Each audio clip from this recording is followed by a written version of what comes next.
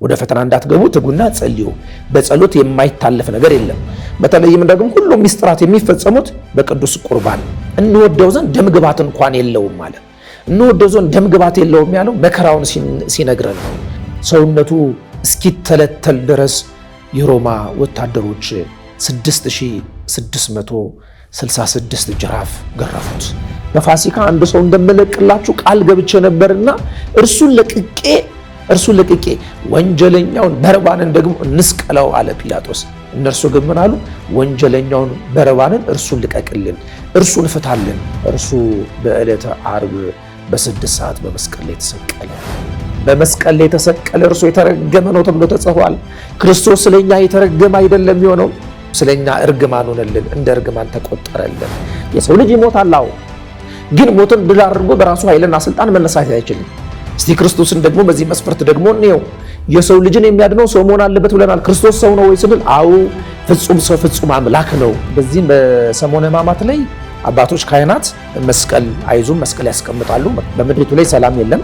ወደ ቤታችን ገብተን የሬዲዮኖቻችንን ጡቶች ስንጠመዝዝ፣ የቴሌቪዥኖቻችንን መስኮቶች ስናበራ የምናየውና የምንሰማው ነገር ሁሉ መከራ፣ ስቃይ ነው። በምድሪቱ ላይ ሰላም የሚባል ነገር ጠፍቷል። ኢትዮጵያ ሀገራችንን ዳሯን እሳት መሃሏን ገነት አድርግልን እያለን ነበር የምንጸልየው። ክርስቶስ ለኔ ሲል ዋጋ ከፍሎልኛል፣ ስለኔ ሲል የኔን ሞት ሞቶልኛል። የክርስቶስ ሰላም ለሀገራችን፣ ቸርነቱ ለሕዝባችን ይሁን። እንደምሰንብታችኋል። ይህ ደረጀ ዘወይንዬ ሚዲያ ነው። በሚዲያችን ሀገራዊ፣ ታሪካዊ፣ ሃይማኖታዊ፣ ባህላዊ፣ ወቅታዊ ጉዳዮችና ሌሎችም ይቀርባሉ። አብራችሁን በመሆናችሁ ታተርፋላችሁ። ለሌሎች በማካፈል ቤተሰባዊነትን ያጠናክሩ። መልካም ቆይታ ይሁንላችሁ። ሰላም ጤና ይስጥልን ውድ የደረጀ ዘወይንዬ ሚዲያ ተከታታዮች እንደምናላችሁ። እንግዲህ ስለ ሕማማት በመጀመሪያው ክፍል የሰራንላችሁን ቪዲዮ አይታችሁት እንደወደዳችሁት በኮሜንት ሴክሽን እያሳወቃችሁን ነበረ። አሁን ደግሞ እንግዲህ የክፍል 2ን ይዘንላችሁ ምንቀርብ ይሆናል። ከዛ በፊት ግን በሀገር ውስጥም ከባህር ማዶም ያላችሁ ቤት የመግዛት ሀሳብ ያላችሁ ሰዎች ቴምር ፕሮፐርቲስ ወደኛ ጎራ በሉ ይላችኋል። ማስታወቂያውን ተከታትለን እንመለስ። በ30% ልዩ ቅናሽ የመኖሪያ ቤቶችን በመሃል ቡልጋሪያ ከአፍሪካ ህብረት አጠገብ ቢያከራዩት በዶላር የሚያከራዩት ቢኖርበት ለመኖሪያነት ምቹ የሆኑ ቤቶችን ቴምር ሪል ስቴት ይዘንሎት ቀርበናል። በ3 ዓመት ውስጥ ገንብተን የምናስረክባችሁ ሲሆን ባለ 1 መኝታ 69 ካሬ በ5,554,000 ብር፣ ባለ 2 መኝታ 82 ካሬ 6,600,000 ብር፣ ባለ 3 መኝታ 126 ካሬ 10,143,000 ብር ብቻ። ያስተውሉ፣ ይህ ዋጋ 100% ለሚከፍሉ ሲሆን በግንባታ መሰረት በ36 ወር ለምትከፍሉ ከ1,587,000 ብር ጀምሮ ቅድመ ክፍያ ከፍላችሁ የቤት ባለቤት መሆን ይችላሉ። ቀሪውን እስካሉ ያለምንም ጭማሪ በኢትዮጵያ ብር መክፈል የሚችሉ ሲሆን ለበለጠ መረጃ በ0955 27 74 74 ይደውሉ። ቴምር ፕሮፐርቲስ።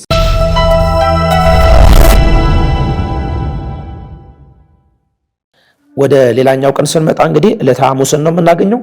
ዕለተ ሐሙስ ብዙ ስያሜዎች ተሰጥተውታል። አንደኛውና የመጀመሪያው ጸሎተ ሐሙስ ተብሎ ተጠርቷል። በዚህ በማቴዎስ ወንጌል በምዕራፍ 26 ከቁጥር 36 ጀምረን እንደምናነበው መድኃኔ ዓለም ኢየሱስ ክርስቶስ ወደ ጌቴሰማኒ ወደ አትክልቱ ስፍራ ሄዶ የደም ላብ እስከሚያልበው ድረስ ብትወድስ ይህች ጽዋ ከኔ ዘንድ ትለፍ ብሎ ተንበርክኮ የጸለየበት ዕለት ስለሆነ ዕለተ ሐሙስ በመባል ተጠርቷል። እርሱ በሚጸልይበት ሰዓት ደቀ መዛሙርቱ ግን ዓይናቸው ከብዶ ተኝተው ሳለ ክርስቶስ መጥቶ ደጋግሞ እየቀሰቀሳቸው ወደ ፈተና እንዳትገቡ ትጉና ጸልዩ ብሏቸዋል። ወደ ፈተና እንዳትገቡ ትጉና ጸልዩ። በጸሎት የማይታለፍ ነገር የለም። ጸሎት ድልድይ ናት። የማናልፍበት የመከራውን ባህር የለም። ስለዚህ የመከራውን ባህር ለመሻገር የጸሎት ድልድይነት ያስፈልጋል። የማይነጋውን ሌሊት እንዲነጋ የግዴታ ጸሎት ያስፈልጋል፣ መንበርከክ ያስፈልጋልና እንዲጸልዩ ደጋግሞ ክርስቶስ እየቀሰቀሰ ነግሯቸዋል። እነርሱ ግን ዓይናቸው እየከበደ ሰውነታቸውም እየዛለባቸው በእንቅልፍ ተሸንፈው ነበር። ስለዚህ ክርስቶስ በአትክልቱ ስፍራ በጌቴሰማኒ የጸለየበት ዕለት ስለሆነ ጸሎተ ሐሙስ በመባል ተጠርቷል። እንግዲህ ሌላኛው ደግሞ በዚሁ ዕለት የምናነሳው የሚስጥር ቀን ደግሞ ተብሎ ተጠርቷል። ከሰባቱ ሚስጥራት መካከል አንዱ የሆነው ሚስጥረ ቁርባን የተመሰረተበትም ዕለት ነው። ይህ ዕለተ ሐሙስ እንካችሁ ይህ ስለናንተ የሚቆረስ ሥጋዬ ነው፣ ይህም ስለናንተ የሚፈስ የአዲስ ኪዳን ደሜ ነው ብሎ በተለይም ደግሞ በዮሐንስ ወንጌል በምዕራፍ 6 ከቁጥር 54 ላይ ከሰማይ የወረድኩ የሕይወት እንጀራ እኔ ነኝ፣ ሥጋዬን የበላ ደሜንም የጠጣ የዘላለም ሕይወት አለው ብሎ የተናገረ መድኃኔዓለም ኢየሱስ ክርስቶስ ይሄንን ስርዓት የሰራበት ዕለት ነው። ነቢየ እግዚአብሔር ኢሳይያስ በትንቢተ ኢሳይያስ በምዕራፍ 55 ከቁጥር 1 ጀምረን ስናነብ እናንተ የተራባችሁ ወደዚህ ቅረቡ፣ ያለ ዋጋ ያለ ገንዘብ ግዙ፣ እናንተም የተጠማችሁ ወደዚህ ቅረቡ፣ ያለ ዋጋ ያለ ገንዘብ ግዙ ብሉ ጠጡም ብሎ ተናግሯል። ያለ ዋጋ የምንገዛው ያለ ገንዘብ የምንገዛው ምድራዊ ምግብ ምድራዊ መብልና መጠጥ የለም።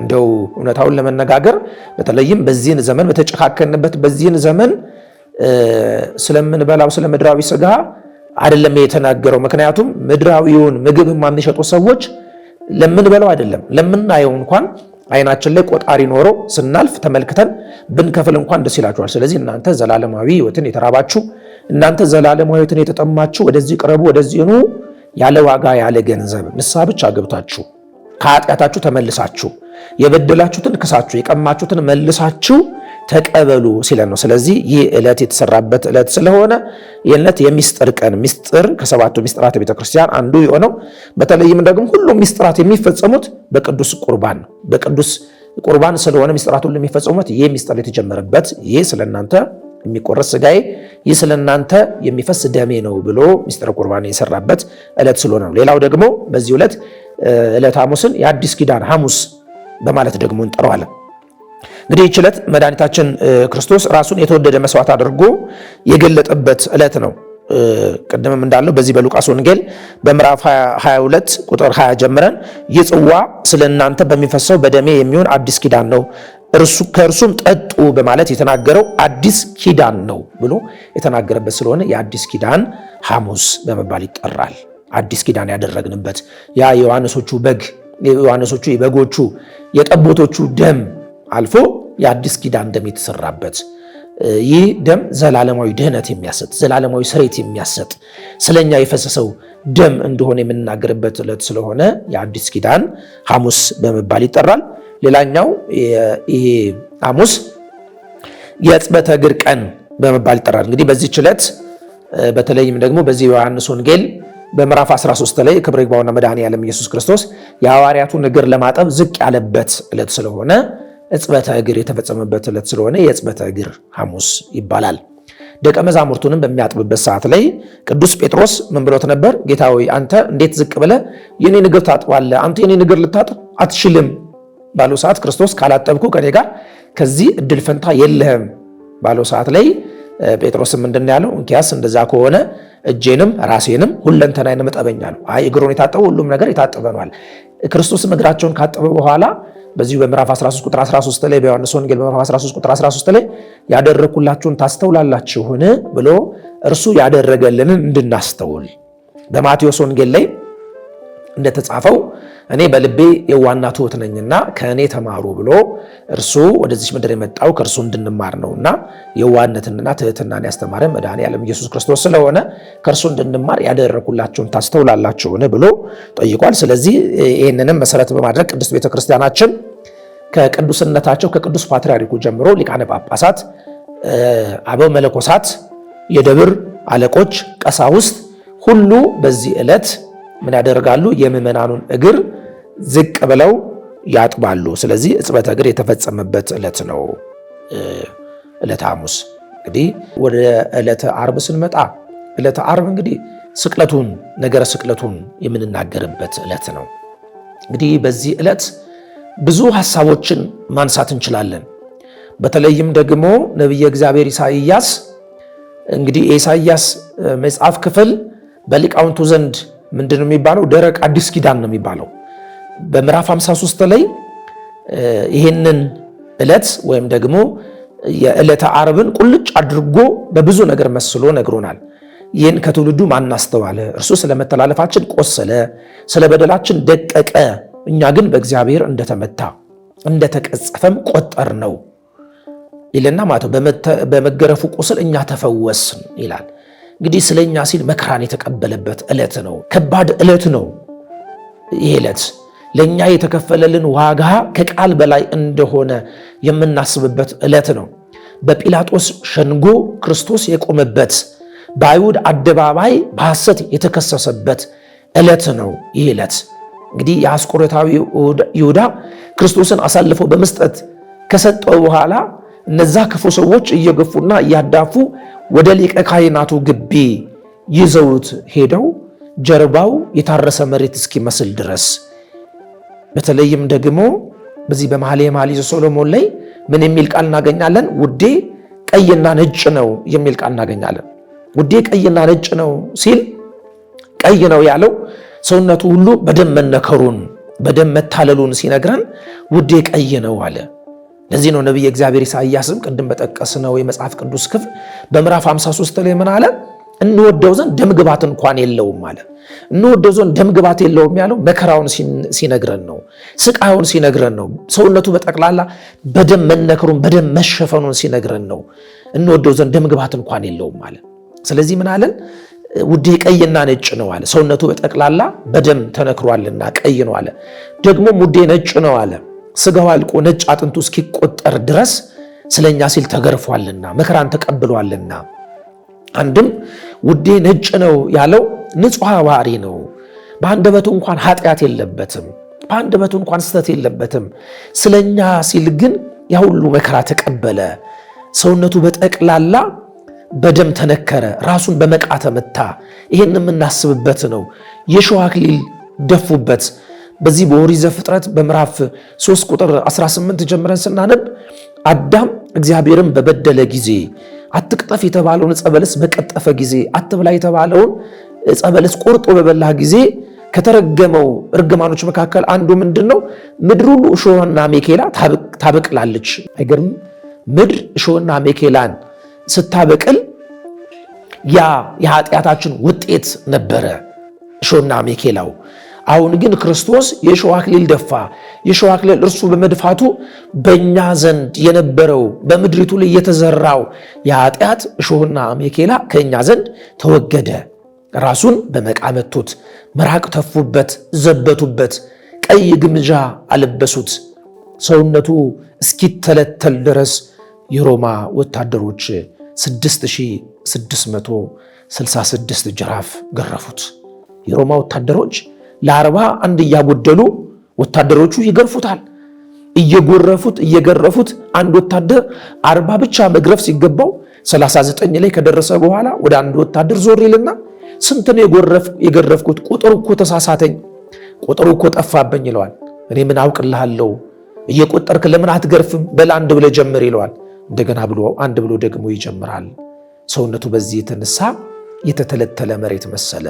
ይህ ሁሉ የተከፈለልንን ዋጋ የምናስብበት ዕለት ነው ወገኖቼ። ይህ ብቻ አይደለም። የሚገርማቸው ነገር እነርሱ በሕጋቸው አንድ ሕግ አላቸው። አንድ ሰው የሚሰቀል ከሆነ አይገረፍም፣ የሚገረፍ ከሆነ ደግሞ አይሰቀልም። ክርስቶስን ግን 6666 ጅራፍ ከገረፉት በኋላ ደግሞ ሰቀሉት። ሲገርፉት እንዲሁ እንዳናስብ ለቡሄ እንደምናጨው ያለ ጅራፍ አይደለም፣ ወይም ደግሞ ሕፃናት እንደሚገምዱት ያለ ጅራፍ አይደለም። ክርስቶስ የተገረፈበት ጅራፍ የጅራፉ ጫፍ ላይ እንደ አጥንት ያለ የሚቆነጥጥ ስጋን ይዞ ቦጭቆ የሚነሳ ድቡልቡል ችንካሮች ያሉበት ጅራፍ ነው። በዛ ጅራፍ ነው የተገረፈው። ልብሱን አልብሰው ገረፉት።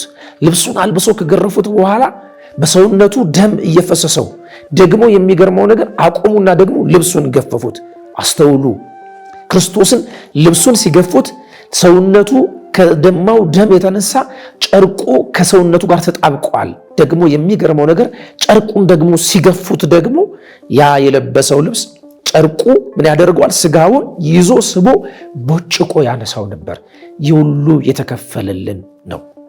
ዓለም ለቋንጃ ቆራጩ፣ ዓለም ለኃጢአተኛው፣ ዓለም ለበደለኛው ቦታ ሰጠች። የሚገርመው ነገር ጲላጦስ ምን አለ? በአንደበቱ ሐሰት አላገኘሁበትም፣ እንኪያስ እርሱን ልልቀቅላችሁ፣ በፋሲካ አንድ ሰው እንደምለቅላችሁ ቃል ገብቼ ነበርና እርሱን ለቅቄ ወንጀለኛውን በርባንን ደግሞ እንስቀለው አለ ጲላጦስ። እነርሱ ግን ምን አሉ? ወንጀለኛውን በርባንን እርሱን ልቀቅልን፣ እርሱን ፍታልን፣ ቋንጃ ቆራጩን፣ ሀገር የሚያስቸግረውን ወንበዴውን ሰው በርባንን ፍታለን፣ ንጹሕን ክርስቶስን ግን ስቀለው፣ ስቀለው ስቀለው እያሉ ይጮሁ ነበር። እርሱም ጲላጦስ ስለ ሕዝቡ ጩኸት ሁከት እንዳይነሳ ሰው እርስ በራሱ እንዳይጠፋፋልና እጁን ታጥቦ ከዚህ ሰው ደም ንጹሕ ነኝ አለ።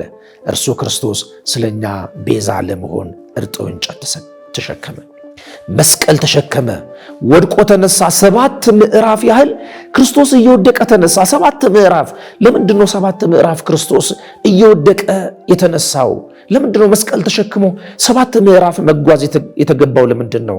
ምክንያቱም በኦሪቱ ሕግ በብሉይ ዘመን አንድ ሰው ኃጢአት ሲሰራ ወደ ሊቀ ካህናቱ ዘንድ ይመጣል። ወደ ሊቀ ካህናቱ ዘንድ ይመጣና ለሊቀ ካህናቱ እንዲህ ይለዋል፣ እግዚአብሔርን በድያለሁ፣ ኃጢአት ሰርቻለሁኝ ይላል። ሊቀ ካህናቱ በግ ይዘና በጉንም ደግሞ 6 ቀን በከተማይቱ አደባባይ ይዘ ዙር ይለዋል። ምን እያልክ ዙር? ኃጢአተኛና በደለኛ ነኝ እያልክ ዙር ይለዋል። 6 ቀን ኃጢአተኛና በደለኛ ነኝ እያለ ይዞራል።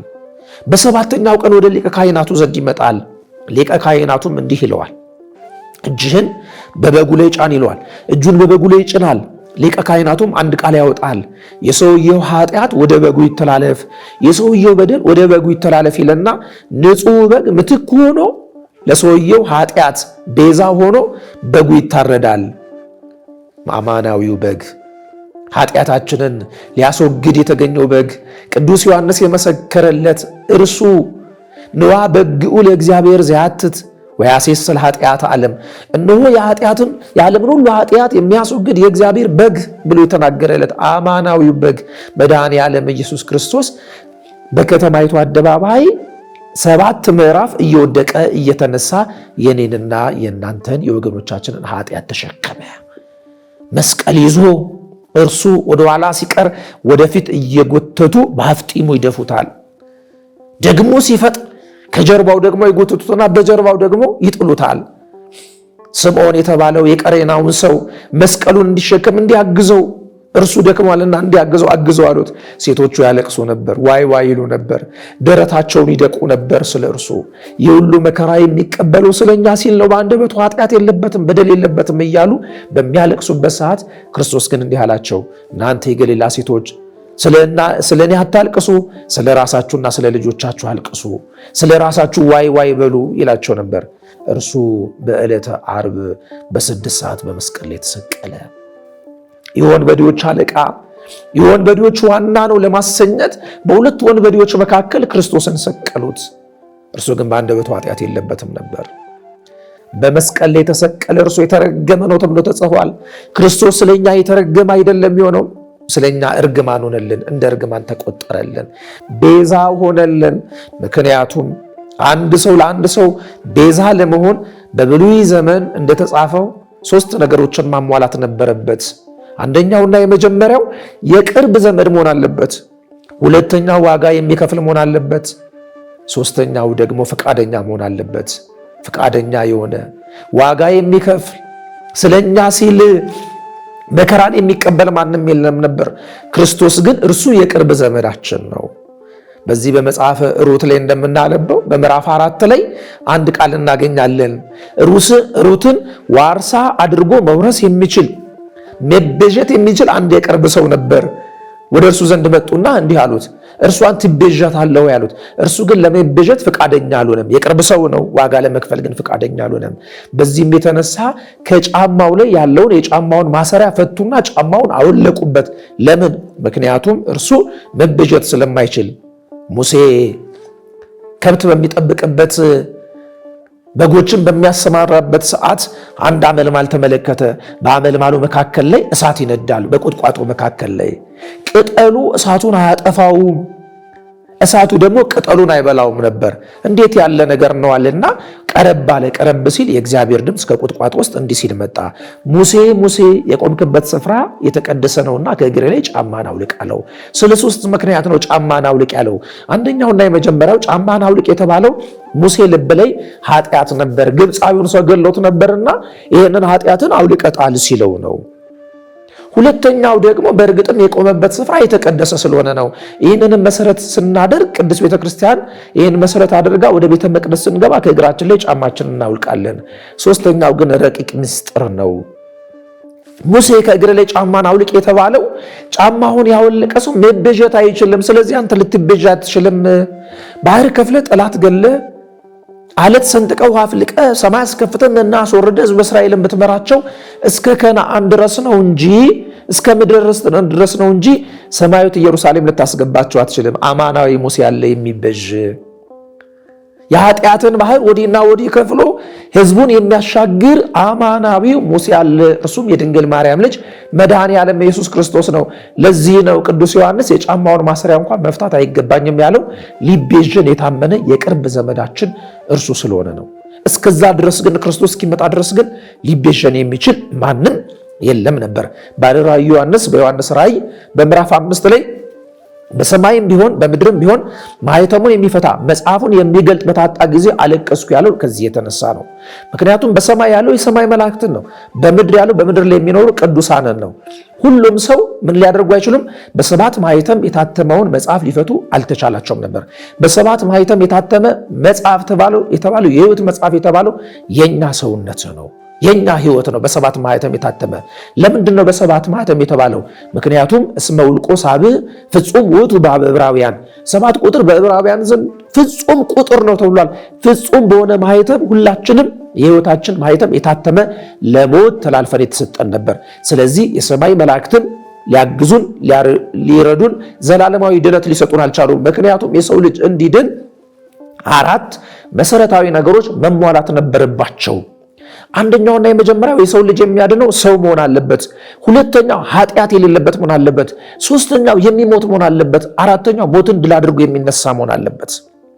በዚህ የተነሳ ባለራዕዩ ዮሐንስ ምን አለ?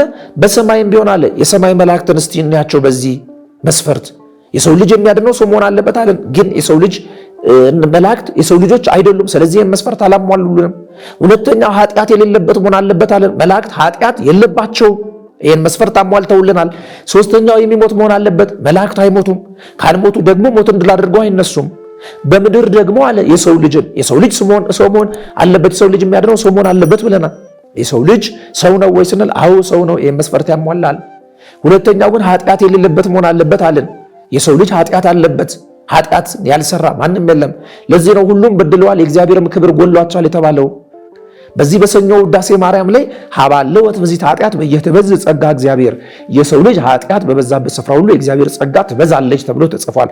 ጸጋው ስለበዛልን ጸጋው ስለደገፈን ነው እንጂ ኃጢአት የሌለበት ከሰው መካከል የለም። ሶስተኛው የሚሞት መሆን አለበት ብለናል። የሰው ልጅ ይሞታል። አዎ፣ ግን ሞትን ድል አድርጎ በራሱ ኃይልና ስልጣን መነሳት አይችልም። እስቲ ክርስቶስን ደግሞ በዚህ መስፈርት ደግሞ እንየው። የሰው ልጅን የሚያድነው ሰው መሆን አለበት ብለናል። ክርስቶስ ሰው ነው ወይ ስንል አዎ ፍጹም ሰው ፍጹም አምላክ ነው። ስለዚህ መስፈርት ተሟልቷል። ሁለተኛው ኃጢአት የሌለበት መሆን አለበት። ክርስቶስ ኃጢአት የለበትም። በአንደበቱ በደል በሰውነቱም ኃጢአት የማያውቀው እርሱ ንጹሕ ነው። ስለዚህ መስፈርት ተሟልቷል።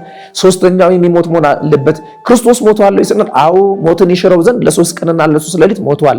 አራተኛው ሞትን ድል አድርጎ መነሳት አለበት ብለናል። ክርስቶስ ሞትን በራሱ ኃይልና ስልጣን ሞትን ድል አድርጎ ተነስቷል። ስለዚህ ዋጋ የከፈለልን መከራን የተቀበለልን እርሱ መድኃኔ ዓለም ኢየሱስ ክርስቶስ የእኛን ሞት ሊያጠፋልን ነው። ስለዚህ ዕለተ ዓርብ ስቅለት ብለን የምናስብበት እርሱ በመስቀል ላይ ሆኖ ኃጢአታችንን ያስቀረበት ኃጢአታችንን የደመሰሰበት የጥልን አባት ጠርቆ ያስወገደበት ዕለት ነው። እንግዲህ በመስቀል ላይ ብዙ ነገር ክርስቶስ ተናግሯል። የመጀመሪያው ክርስቶስ የተናገረው የሚያደርጉትን አያውቁምና ይቅር በላቸው ብሏል። እየወጉትን እንኳ ምሕረትን የሚለምን ነው። ያ አንድ ዓይን የነበረው ሌንጊኖስ የተባለውን ሰው እርሱ በጦር ወጋው። በጦር ሲወጋው ከጎኑ ከክርስቶስ ጎን ማየገቦ ውሃ ፈሰሰ፣ ደም ፈሰሰ። የሚገርመው ነገር የደሙ ነጠብጣብ ዓይኑን ሲነካው ከጎኑ የፈሰሰው ዓይኑን ሲነጋው ያ ሰው ድኗል፣ በክርስቶስም ጌትነት አምኗል። ስለዚህ የሚያደርጉትን አያውቁምና ይቅር በላቸው እያለ ይለምን ነበር ክርስቶስ። ተጠማው ይል ነበር ክርስቶስ። አዎ ተጠምቷል ክርስቶስ። የተጠማው የእኛን ሕይወት ነው። እርሱ አፍላጋትን የፈጠረ የሰማይ መስኮቶችን ከፍቶ ጠልን የሚያወርድ ጌታ ተጠማው። የተጠማው ሕይወታችንን ስለሆነ በመስቀል ላይ ሆኖ መጠማቱን የኛን ሕይወት መጠማቱን የኛን ሕይወት ከመጠማቱ የተነሳ መስቀል ላይ መሰቀሉን ሲነግረን ተጠማው አለ ክርስቶስ። ይህን ብቻ አይደለም። አምላኬ አምላኬ ለምን ተውከኝ ኤሎሄ ኤሎሄ ላማ ሰበቅታኒ ለምን ተውከኝ እያለ ክርስቶስ ይጨው ነበር። ለምንድን ነው ይህንን የተናገሩ ሲባል አባቶች መተርጉማን አሉ ለአቅርቦተ ሰይጣን ነው፣ ይህማ ሩቅ ብእሲ ነው፣ ስለዚህ ነፍሱን ወስጄ ወደ ሲኦል እጨምራለሁኝ ብሎ ወደ እርሱ ዘንድ እንዲቀርብ ለአቅርቦተ ሰይጣን ነው ብለው ነግረውናል አባቶቻችን። ስለዚህ ክርስቶስ ይህም ብቻ አይደለም፣ በዛ በቀኝ በኩል የተሰቀለው በግራ በኩል የተሰቀለው ሰው አንተ እውነት ጌታ ከሆንክ ራስህን ከመስቀል ላይ አውርድ እኛንም ደግሞ አውርደን እያለ ሲዘባበት፣ በቀኝ በኩል የተሰቀለው ግን ፋታዊ ዘኤማን ግን ምን ይል ነበር? እኛስ በኃጢአታችን እኛስ በበደላችን ነው ይህ ሁሉ መከራ የደረሰብን፣ እርሱ ግን ኃጢአት የለበትም በደል የለበትም፣ እንዴት እንደዚህ ስላለ አለውና ክርስቶስ ምን አለው? ክርስቶስን ምን ብሎት ተናገረው? ጌታ ወይ በመንግስት በመጣ ጊዜ አስበኝ አለው። እውነት እላለሁ በመንግስት በመጣ ጊዜ አስበኝ ሲለው እውነት እላለሁ ዛሬ ከኔ ጋር በገነት ትኖራለህ ያለውን በመስቀል ላይ ሆኖ ድንቅ ድንቅ ታምራቶች ታይተዋል። ቀን ጨልመዋል፣ ጨረቃ ደም ለብሳለች፣ መቃብራት ተከፍተዋል፣ አለት ተሰነጣጥቀዋል።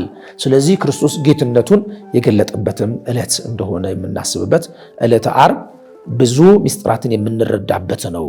ነቢየ እግዚአብሔር ኢሳይያስ ቅድም በጠቀስነው በምዕራፍ 53 ላይ ስለ ጌትነቱ ስለ አምላክነቱ በተናገረበት ስለኛ ሲል ስለመተላለፉ ስለኛ መተላለፍ ስለቆሰለበት በመገረፉም ቁስል እኛ መፈወሳችን በተናገረበት የመጽሐፍ ቅዱስ ክፍል ላይ አንድ በጣም የሚገርመኝ ቃል ተቀምጧል። ምን የሚል ቃል አስቀምጦልን እናገኘዋለን? ምዕራፍ 53 ላይ እንደሚሸለት በግ አለና እንደሚታረድም በግ በሸላቶቹ ፊት ዝም እንደሚል በግ ተጎተታል። አሁን እዚች ጋር ሁለት ድንቅ ምስጢር ነው የምናየው። በግ ሲሸለት አይሞትም። ምክንያቱም በሕይወት እያለ ነው ጸጉሩ ከላዩ ላይ የሚሸለተው የሚቆረጠው። ስለዚህ በመለኮቱ ሕያው እንደሆነ ሲናገር ምን አለ? እንደሚሸለት በግ አለ። ደግሞ እንደሚታረዳልና በስጋው ደግሞ ሞት እንደሚቀበል የኛም ሞት እንደሚሞት ሲናገር ይህንን ደግሞ እንደሚታረድ በግ አለና ይህንን መከራውን የምናስብበት ነው ዕለተ ዓርብ። እንግዲህ ቅድም ጊዜ እንደተናገር ነው ጸሎተ ሐሙስ የሚስጥር ቀን ነው ብለናል። የአዲስ ኪዳን ቀን ነው ብለናል። ስርዓተ ቁርባን የተሰራበት ዕለት ነው ብለናል። ስለዚህ በእነዚህ ዕለታት ከሰኞ ጀምሮ ያለውን ዕለተ ሰኞ፣ ዕለተ ማክሰኞ፣ ዕለተ ረቡዕና ዕለተ ዓርብ ቅዳሴ አይቀደስም። በዕለተ ሐሙስ ግን ይቀደሳል። በዕለተ ሐሙስም በሚቀደስበት ሰዓት ላይ ድምፀ ናብሊስ አይሰማም፣ ወይም የቃጭል ድምፅ አይሰማም። በለሆሳስ ነው ምን የሚባለው? የሚቀደሰውን በለሆሳስ ነው። ድምፅ ማጉያ ማይክ አይከፈትም። የሚደረግበት ለምንድን ነው? እነርሱ ክርስቶስን ለመያዝ በሚወጡበት ሰዓት ላይ ኮቴያቸውን እንዳላሰሙ ለማጠየቅ ምናደርጋለን? ማይክ ሳንከፍት በጎላ ድምፅ ወይም ደግሞ ከፍ ባለ ድምፅ ሳይሆን በለሆሳስ ቅዳሴው ይቀደሳል። ምክንያቱም የዛን ዕለት ስርዓተ ቁርባን የተሰራበት ዕለት ስለሆነ ለአማንያኑም የጌታን ቅዱስ ሥጋውና ክቡር ደሙን የምናቀርብበት የአዲስ ኪዳን ሐሙስ ስለሆነ ለዚህም ነው ዕለተ ሐሙስ ብቻ ቅዳሴ የሚቀደሰው። ዕፀበተ እግር ከተደረገ በኋላ ወደ ስርዓተ ቅዳሴው የሚገባው። በዚህን ጊዜ ግን እንዳለው ድምፀ ናብሊስ ወይም ደግሞ የቃጭል ድምፅ አይሰማም። በዛ ፋንታ ግን ምናደርጋለን? ጽናጽን ድምፁም ስለማይጎላ በጽናጽን ድምፅ እየተጠቀመ ቅዳሴው የሚደረገውም ከዚህ አንጻር ነው፣ በዕለተ ሐሙስ ማለት ነው። በዚህም በሰሞነ ሕማማት ላይ አባቶች ካህናት መስቀል አይዙም፣ መስቀል ያስቀምጣሉ። ምክንያቱም ይህ መስቀል የሚቀመጥበት ታሪካዊው ነገር ምንድነው ስንል ወይም ደግሞ ምንን ለማሰብ ነው ሲባል ይቺን ሰሞነ ሕማማት የምናስባት እንደ 5500 ዘመን እንደ ዓመተ ፍዳ እንደ ዓመተ መርገም ስለሆነ በዚህ በዓመተ ፍዳና በዓመተ መርገም ወቅት ደግሞ መስቀል የወንጀለኞች መቀጣጫ ነው። ምክንያቱም ማለት ነው ቅድም እንዳለው ምንድነው በመስቀል ላይ የተሰቀለ እርሱ የተረገመ ነው ስለምንል አንድ ወንጀለኛ ሮማውያን ምን ያደርጉ ነበር? ከፍ አድርገው ይሰቅሉ ነበር። ከፍ አድርገው የሚሰቅሉት ለምንድን ነው? በምድር ላይ ብንገለው የምድር አምላክ ይቆጣል ብለው ያስባሉ። ስለዚህ ከምድር ከፍ አድርገው ከሰማይ ዝቅ አድርገው ይሰቅሉት ነበርና በዚህን ጊዜ መስቀል ስላልነበር ክርስቶስ ተሰቅሎ በዕለተ ዓርብ ከዛን በኋላ ስለሆነ መስቀሉን የምናስበው ወይም ደግሞ መስቀል ክርስቶስ ተሰቅሎ በክርስቶስ ደም ቤዛነት መስቀል ኃይላችን የመዳናችን ምክንያት አድርገን ስለምንይዘው እስከዛ ድረስ መስቀል አንይዝም። ከዛ ባሻገር እግዚአብሔር ይፍታ ማንልም። እግዚአብሔር ይፍታ በሚለው ፋንታ አባቶቻችን ምን ይደረጋል? ይለወጥና እንበለ ድካም ወህማም፣ ያለ ድካምና ያለ ህማም፣ ያለ ምንም ጻርና ያለ ድካም እስከ ትንሣኤው ድረስ ያደርሳችሁ ብለው ምክንያቱም ይሄ ድካሙን ሕማሙን የምናስብበት ስለሆነ ያለምንም ድካም ያለምንም ሕማም ያለምንም ስቃይ ያለምንም መከራ ይሄንን አልፈን ሰሞነ ሕማማቱን አልፈን ደግሞ ለብርሃነ ትንሣኤው ያደርሳችሁ ተብለው አባቶችም በጸሎት ማሳረጊያ በጸሎት መጨረሻ ጊዜ የሚናገሩት ይሄንን ነው። ቅዳሜ ስዑር እንግዲህ ይህንን ቅዳሜ ስዑር ምዕመናን ባለማወቅ አንዳንዴ በተለያየ አጠራር ሲጠሩት እንሰማለን። ቅዳሜ ሹር የሚሉ ሰዎች አሉ። ግን ቅዳሜ ስዑር ማለት የተሻረች ማለት ነው። ስዑር ማለት የተሻረች ቅዳሜ ማለት ነው። ለምንድን ነው የተሻረች ቅዳሜ የተባለችው ሲባል እንግዲህ በሁለቱ ሰንበታት ወይም ደግሞ በቅዳሜና እሁድ ጾም የለም። ነገር ግን በዚች ቅዳሜ ግን ይችን ቅዳሜ ግን ሽረን ስለምንጾማት እስከ ሌሊቱ 9 ሰዓት ድረስ የበረቱ ወገኖች የበረቱ አባቶችና እናቶች ምን ያደርጋሉ? ሐሙስ ማታ ምግብ ከቀመሱ በኋላ ዕለተ ዓርብን በስግደት ሰውነታቸውን እያደከሙ ያሳልፉና ቅዳሜንም ጾመው ዓርብንም ጾመው ቅዳሜንም ጾመው ሌሊት 9 ሰዓት ላይ ክርስቶስ እንደተነሳ በሚበሰርበት ሰዓት ላይ ምን ያደርጋሉ? የዛን ጊዜ ነው የሚፈስኩት ወይም ደግሞ እህል የሚቀምሱት። ይህንን አክፍሎት እንለዋለን። ስለዚህ ይህንን የሚያክፍሉት ለምንድን ነው? ክርስቶስ ለእኛ ሲል በከርሰ መቃብር ነው ያለው። ክርስቶስ የኔን ሞት ለመሞት እርሱ የማይሞተው ሞቶ ወደ አዲስ መቃብር ገብቷል ብለው ያንን በማሰብ ምን ያደርጋሉ? ስለሚጾሟት ቅዳሜም ስለምትጾም ከዚህ የተነሳ ቅዳሜ ስዑር ወይም የተሻረችዋ ቅዳሜ እንላለን፣ ስለሚጾምባት ማለት ነው። በሌላ ጊዜ ግን ቅዳሜና እሑድ አይጾምም። ጠዋት ከቅዳሴ በኋላ ምን ይደረጋል? እህል ይቀመሳል ወይም ደግሞ እህል ይበላል። በሌሎቹ በእነዚህም በጾማችንም ወቅት የምናደርገው እንደዛ ነበር። ይችን ቀን ግን በተለየ መልኩ ስለምንጾማት ነው ቅዳሜ ስዑር ወይም የተሻረችው ቅዳሜ። ይህ ብቻ አይደለም። ቅዳሜ ለምለም ቅዳሜም በመባል ትጠራለች። ለምለም ቅዳሜ በመባል አባቶቻችን ካህናት ገብረ ሰላም በመስቀሉ ሰላምን አደረገ ብለው በጠዋቱ ክፍለ ጊዜ ላይ ለምዕመናኑ ቄጤማ ያድላሉ። ይሄውም ቄጤማ የሚያድሉት የምን ምሳሌ ነው ስንል የወይራ ዝንጣፊ ይዛ በኖ ዘመን የጥፋቱ ውሃ መጉደሉን መድረቁን ለማሳየት ርግብ ቁራ ወጥቶ በቀረበት ሰዓት ላይ ርግብ ግን የቄጤማ ዝንጣፊ ይዛ የማዕቱ ዝናብ ጠፍቷል፣ ጎሏል፣ ደርቋል፣ ስለዚህ አሁን ሰላም ነው ስትል የሰላም ምልክት የሆነውን የወይራ ዝንጣፊ ይዛ ምን ምላለች መታለችና ያንን በማመልከት አባቶቻችንም ገብረ ሰላም በመስቀሉ ሰላምን አደረገ እያሉ ለምለም ቄጤማን ለምዕመናኑ ስለሚያድሉ ለምለም ቅዳሜ በመባልም ይጠራል።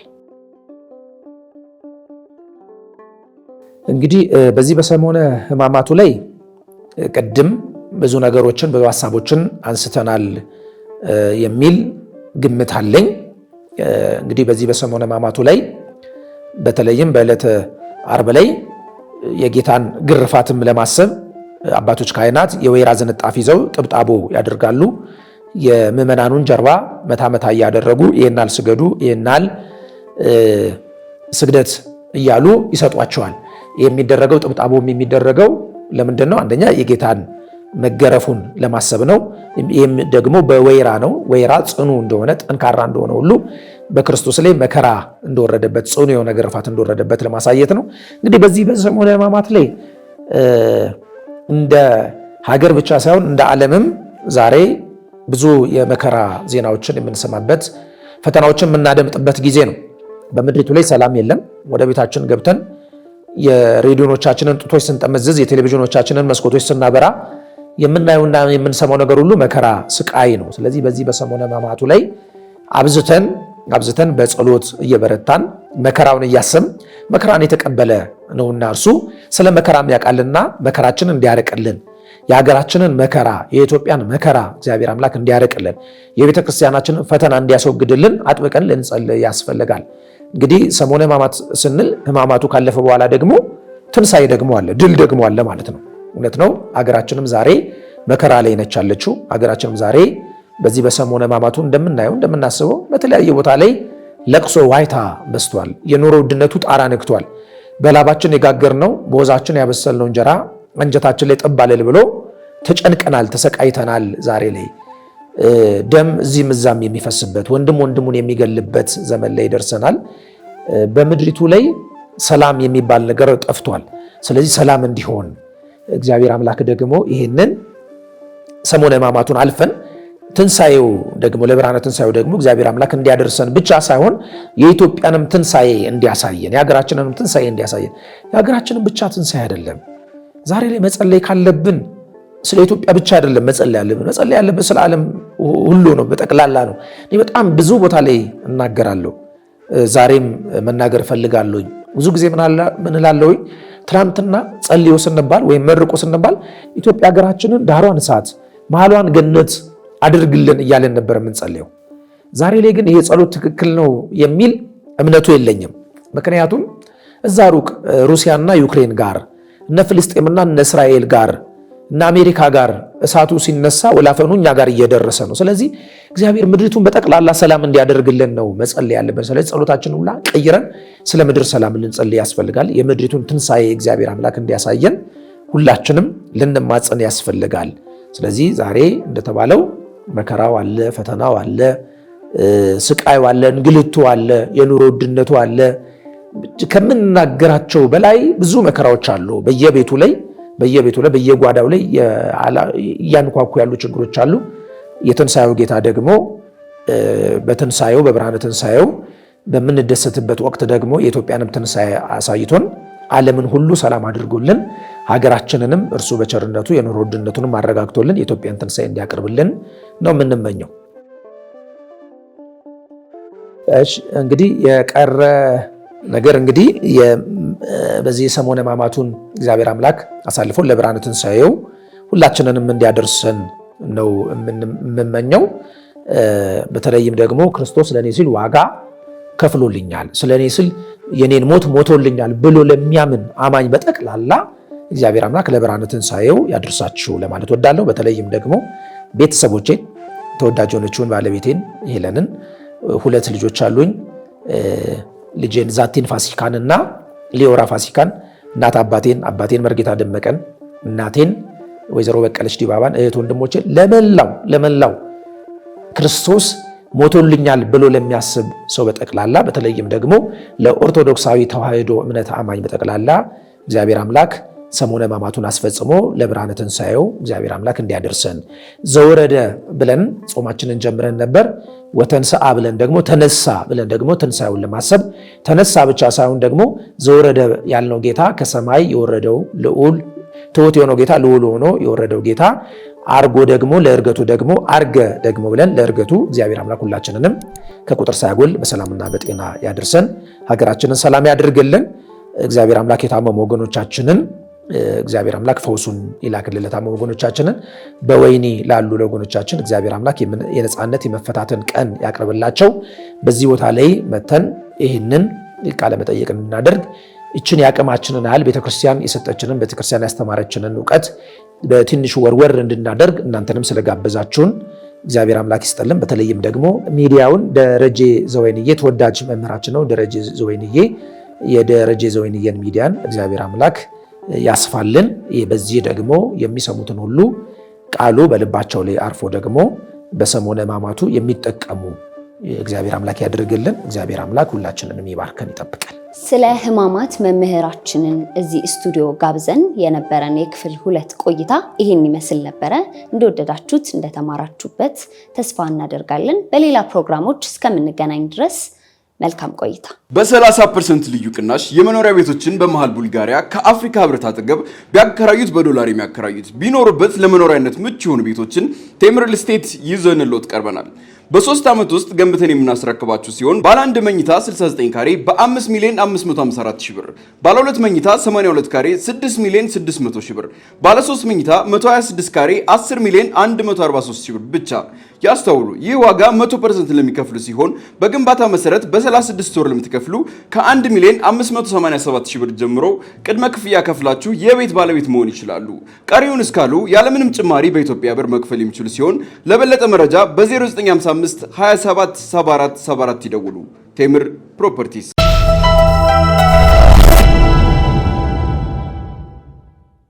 እኛ በትላንትናና በነገ መካከል ያለን ዛሬ ነን። ዛሬ ላይ ሆነን ነገን በበጎ ነገር እንገንባ።